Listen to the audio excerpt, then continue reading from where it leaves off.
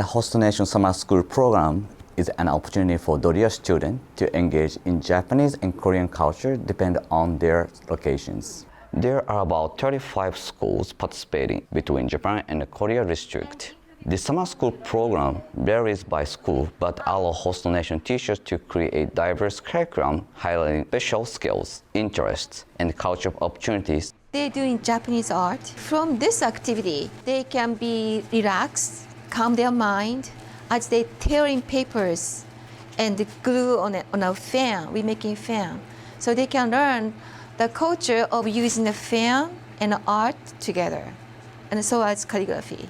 I'm very glad that I'm taking the summer program because I get to meet a bunch of different people and I get to learn more about Japanese culture.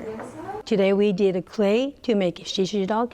Kids, needs to use their five senses and also fine motor skill. They enjoyed it. The thing that I liked the most about making a shisha dog was the fact that you can make any type of shisha dog and not just a certain type of shisha dog. It's fun being here. I can't wait to see what we do next.